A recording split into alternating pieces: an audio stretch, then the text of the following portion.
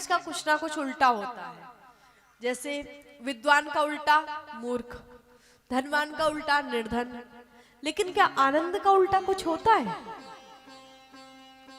कहीं पढ़ा है? अगर ज्यादा करोगे तो परमानंदी ही हो सकता है, उससे कम तो कुछ नहीं होगा, है ना। तो आनंद है क्या?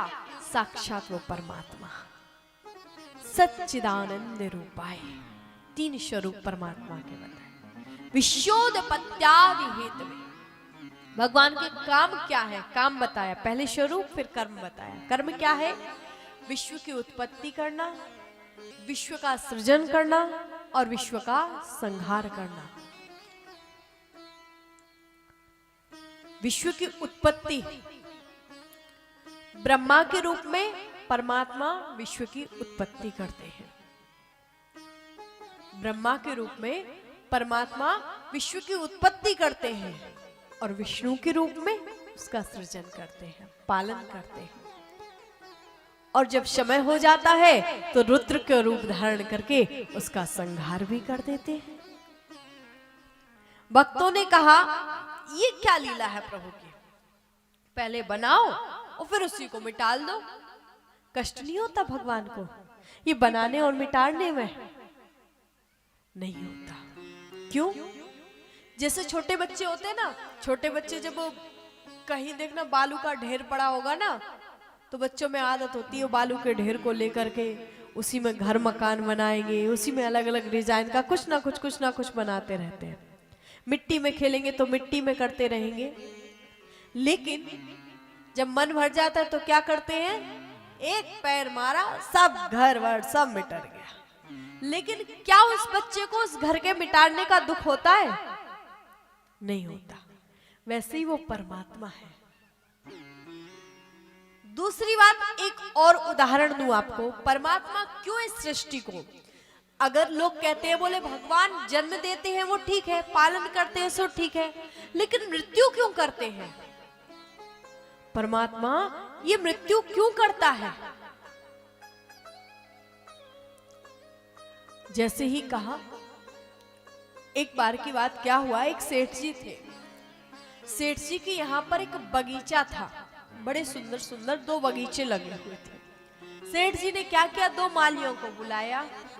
एक माली को एक बगीचा दे दिया, दूसरे माली को दूसरा बगीचा दे दिया। अब दोनों बगीचों को दे दिया।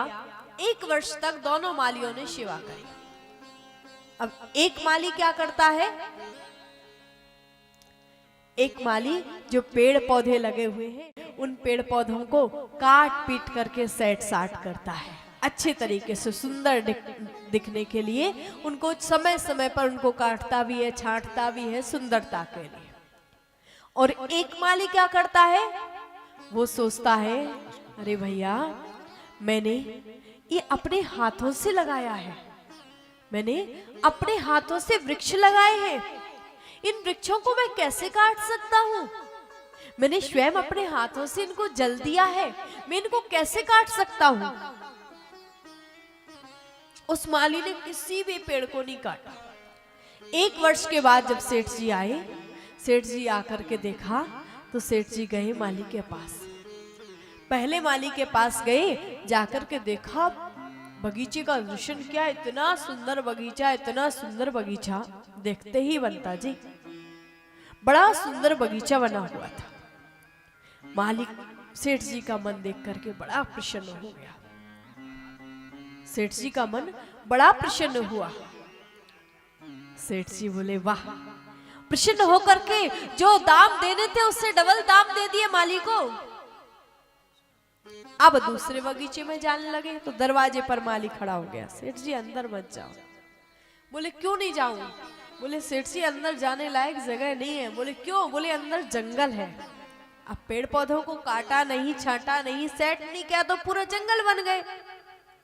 बोले सेठ जी अंदर जंगल है। सेठ जी ने कहा माली तुझे बगीचा लगाने को बोला था, तुझे जंगल लगाने को थोड़ी ही ना बोला था मैंने। तूने जंगल क्यों लगा दिया? तूने इनको छांटा काटा क्यों नहीं?